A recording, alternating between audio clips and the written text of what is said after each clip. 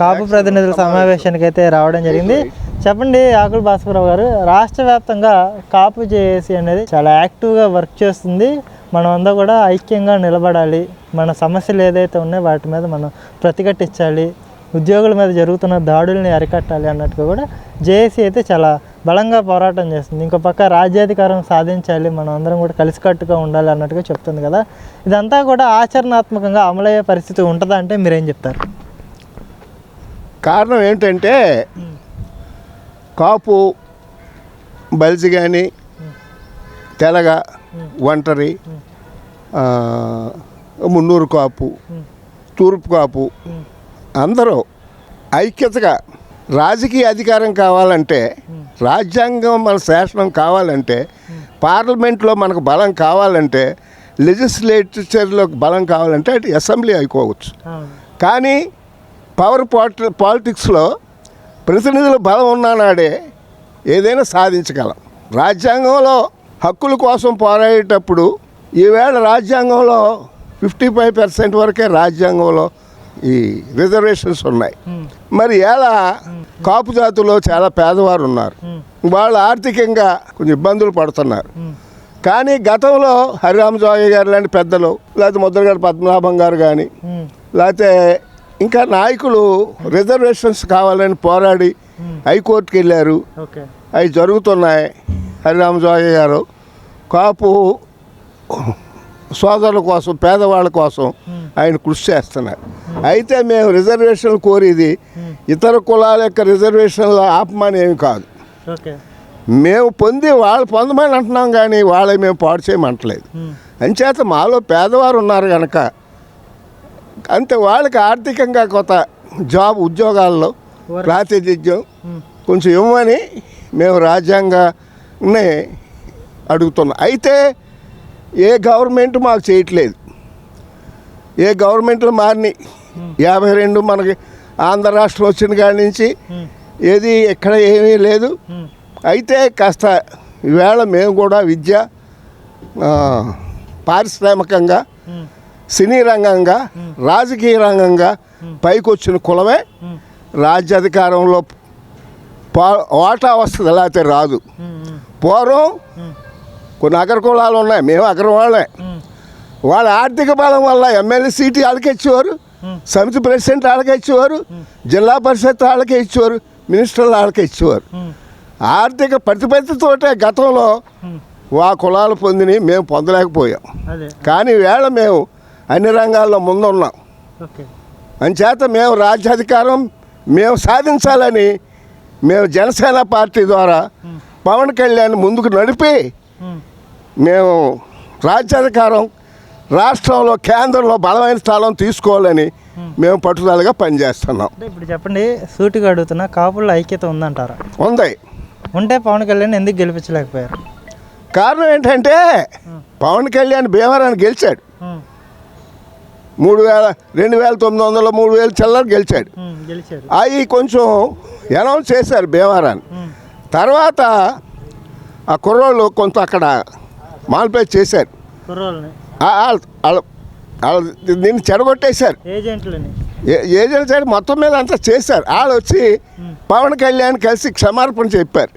మీరు గెలిచారు, మీది అనౌన్స్మెంట్ని మేము అన్నీ మా రాజ్యాధికారం, మా గవర్నమెంట్, మా బలంతో మీది ఆవకరణ చేసామంటే, పోలే నేను గెలిచి ఓడిపోయాను అనుకో అని పవన్ కళ్యాణ్ గారు అన్నాడు. లైట్ తీసుకున్నారు అంతే. లైట్గా నాయకుడు ఎప్పుడు లైట్గా తీసుకోవాలి. ఆవేశపడితే నాయకత్వం చేయలేడు. మహాత్మా గాంధీ ఏమన్నాడు? ఓ చంపకొడితే రెండో చంపేమన్నాడు. రాజకీయ నాయకుడు మూసినా రాజకీయ నాయకుడు పూలదండలు వస్తాయి, చెప్పులు వస్తాయి. ఆ రెండు తట్టుకున్నావాడో నాయకుడు అవుతాడు. భాస్కరరావు గారు ఒక మాట, ఇప్పుడు ప్రజారాజ్యం పార్టీ పెట్టి చిరంజీవిని నమ్ముకొని చాలా మంది కూడా ఏదైతే కాపు సామాజిక వర్గం, దానికి అనుబంధంగా ఉన్న ఒంటరి, తెలగ, బలిజ, ఈ అనుబంధ కులాలన్నీ కూడా ఆర్థికంగా ఎంతో నష్టపోయినాయి. ఇప్పుడు పవన్ కళ్యాణ్ కూడా జనసేన పార్టీ పెట్టాడు. పవన్ కళ్యాణ్ ముఖ్యమంత్రి అవడం కన్నా కూడా చంద్రబాబును ముఖ్యమంత్రిని చేయడం ధ్యేయమే పనిచేస్తున్నాడు అనే మాట ప్రధానంగా వినిపిస్తూ వస్తుంది.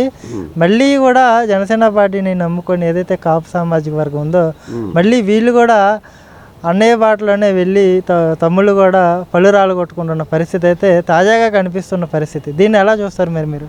అయితే ఒకటి నేను ఒకటి చెప్పా, భీమారాన్ని గత December 1 year back Pawan Kalyan garu 20 నిమిషాలు నేను మాట్లాడా.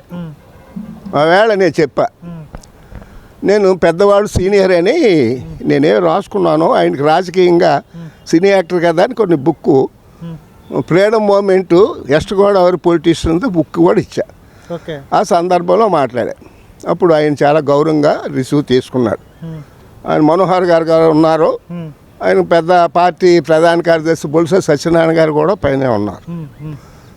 అప్పుడు నేను ఆయనకి చెప్పా, ఏమనంటే పవన్ కళ్యాణ్ గారు మీరు ఒక రాజకీయ పార్టీ స్థాపించారు, ప్రాంతీయ పార్టీ.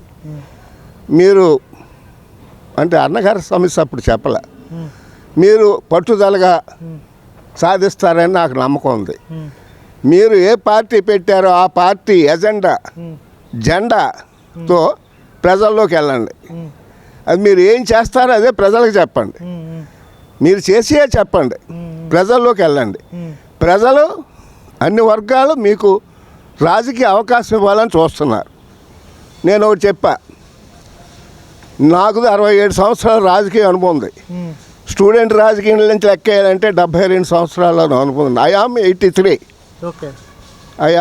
83 year running. నేను చాలా యాక్టివ్గా ఉంటాను. స్టూడెంట్ రాజకీయంలో హైదరాబాద్లో కూడా జైపాల్ రెడ్డి గారు మేము కలిసి చాలా యాక్టివ్గా చేశాను. ఈవేళ అనుభవంతో చెప్తున్నా, రాజకీయం కావాలంటే చాలా కష్టపడాలి, చాలా నిబద్ధతతో పనిచేయాలి, ఆటుపోట్లు ఎదుర్కోవాలి. అన్ని తట్టుకున్నా వాడే నాయకుడు అవుతాడు. లేకపోతే నాయకుడు ఏదో సినీ గ్లామర్ వచ్చేసి ఇలాగొచ్చి అలాగొచ్చేస్తే అయిపోదు. అది ఎన్టీ రామారావుకి పండింది, అది అందరికి వస్తుంది అనేది కాదు. నువ్వు కష్టపడు, కానీ అష్టాది ప్రజలు నీకు అవకాశం ఇవ్వాలని చూస్తున్నారు. నేను ఇంకోటి చెప్పా, ప్రకాశం పంతులు గారు 1952లో ఆయన ఏం చేశాడంటే కాంగ్రెస్ గవర్నమెంట్ ఆయన ఆయన అవిశ్వాసంతో ఓడించేశారు పంతులుగా. 52లో ప్రాంతీయ పార్టీ పెట్టారు, ఉండలేవల ప్రజా పార్టీ అని ప్రాంతీయ పార్టీ పెట్టారు. ప్రజా పార్టీ పూరుగుడిసి గుర్త. నేను చిన్నవాడిని, ప్రకాశం గారిని అడగను, కానీ అబ్సల్యూట్ మెజారిటీ వచ్చాడు, ముఖ్యమంత్రి అయ్యాడు. ప్రజా పార్టీ ముఖ్యమంత్రి అయ్యాడు. కాంగ్రెస్ పార్టీ పోటీ చేసింది, కమ్యూనిస్ట్ పార్టీ పోటీ చేసింది. కమ్యూనిస్ట్ పార్టీ ప్రతిపక్షం బలమైన 70 సీట్లు వస్తా పుచ్చలపల్లి సుందరయ్య గారు ప్రతిపక్ష నాయకుడు అయ్యాడు. నేను ఇంకోటి చెప్పా, అట్లాగే పంజాబ్లో ఎలక్షన్ జరిగింది, కాంగ్రెస్ గవర్నమెంట్ రీసెంట్గా 119 సీట్లు. ఆడు మాన్ అని ఆయన చిన్న సినీ యాక్టర్, అతని పార్టీ ఆప్ ఆద్మీ పార్టీ, అతను స్వీప్ చేశాడు. సింగిల్ పార్టీగా పోటీ చేసి పొత్తులు లేకుండా 119 సీట్లు 109 సీట్లు చేసి ఇప్పుడు ముఖ్యమంత్రిగా చేస్తున్నారు. ఆ దారిలో వెళ్ళమని నేను పవన్ కళ్యాణ్ చెప్పా. అంటే వేళ పొత్తులని ఆయన పెట్టుకుంటున్నాడు, మేము కాదనం. చీలిపోతుంది అంటే మరి ప్రకాశం గారికి నాడు 3 పార్టీలు లేవా? మరి వాడికి మాన్కి 3 పార్టీలు లేవా? కాంగ్రెస్ పార్టీ ఉంది, మరి బీజేపీ పార్టీ ఉంది. పంజాబ్లో వాడు ఎందుకు వచ్చాడు ముఖ్యమంత్రిగా? నువ్వు ఎందుకు రాలేవని అడిగాను నేను పవన్ కళ్యాణ్. నీ జెండా ఏజెంట్తో వెళ్ళావు, జయలలిత రాలేదా? జయలలితని ఈడ్ చేయలేదా? ముఖ్యమంత్రికి ఎలా వచ్చింది? రాజకీయంలో నిబద్ధత, పట్టుదల, శ్రద్ధ, ఓపిక, సహనం ఉండాలి. కానీ పవన్ కళ్యాణ్కి లేవంటారా? ఉన్నాయి, సాధిస్తాడు. చిరంజీవి అన్నగారు లేక ఇట్లా చేయడు, మాకు ఆ నమ్మకం ఉంది. ప్రజలతో అనుకున్నారు. నేను నా కారు ఉన్నా, మా అబ్బాయి కారు ఉన్నా, నేను ఆటోలు బస్సుల్లో ప్రజల నాడు కోసం వెళ్తా. ఎక్కడ చూసినా పవన్ అంటున్నారు కానీ చంద్రబాబు అంటలేదు, జగన్ అంటలేదు. ఎందుకని? పవన్కి అధికారం ఇవ్వాలని, అతను బాగు చేస్తాడని. మోడీ గారి సహకారంతో ఈ రాష్ట్రం అప్పులు కుప్పగా ఉంది. ఒక మాట వైఎస్ జగన్మోహన్ రెడ్డి గారిని ఎస్సీలంతా మావాడు అని ఒక ఓన్ చేసుకున్నారు. రెడ్లు ఒక పక్క ఓన్ చేసుకుంటే ఓన్ చేసుకున్నప్పటికీ కూడా అత్యధిక ఓటర్లు ఎవరైతే ఉన్నారో ఎస్సీలు వాళ్ళంతా కూడా జగన్మోహన్ రెడ్డి గారిని ఓన్ చేసుకున్న పరిస్థితి. అలాగా నేను ఏదో చెప్తున్నా. అత్యధిక ఓటర్లుగా ఉన్న కాపులు ఎవరైతే ఉన్నారో పవన్ కళ్యాణ్ మావోడు అని ఒక 90% ఓన్ చేసుకున్నారు. అవును, మిగతా వర్గాలకి పవన్ కళ్యాణ్ చెరువు కాలేకపోతున్నాడు అనే వాదన కూడా ఒకటి చెప్తున్నా అండి. పవన్ కళ్యాణ్కి నేను ఏదో చెప్పాను, నేను అప్లికేషన్ అప్లైలో కూడా చేశా. పవన్ కళ్యాణ్ గారు మీకు లేడీస్ యూత్ 2 కళ్ళు, వాళ్ళు స్టేట్ వైడ్గా 70-80 లక్షల ఓటింగ్ మీకు ఇస్తారు. నేను ఆవిర్భావ దినోత్సవం బందర్ నాటికి ఈనాటికి పొజిషన్ చూస్తే 1 కోటి ఓటు ఉంది నీకు. 1 కోటి ఓటు బ్యాలెన్స్ నీకు ఓ పక్క పవన్ కళ్యాణ్ మీద ఉంది ఈవేళ. అంటే 100 సీట్లు గ్యారంటీ అయిన ఓటింగ్ అది. నేను ఆనాడు చెప్పా పవన్ కళ్యాణ్కి నీకు 100-108 వస్తాయని చెప్పా. అది సింగిల్ వెళ్ళమన్నాను ఆనాడు. సరే పొత్తులు ఇడిపోతున్నాయని అన్నాడు ఆయన. దానికి మేము ఓకే, పార్టీలో జనసేన ఉన్నాం కనుక ఆయన నిర్ణయానికి మేము శిరసావహించున్నాం, కట్టుబడి ఉన్నాం, చేస్తాం.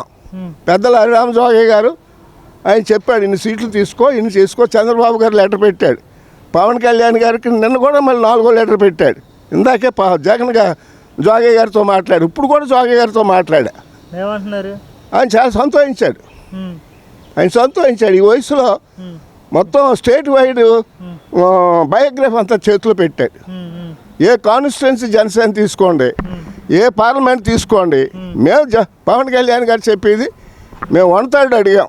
175లో 60 పార్లమెంట్ అసెంబ్లీ, 8 పార్లమెంట్ అడిగాం. మేము అడిగినతో న్యాయంగానే అడిగాం. అంటే బీజేపీ అలయన్స్ కూడా 1914 ఫ్యాషన్లో పరిస్థితుల్లో వెళ్ళాలంటున్నాడు ఆయన.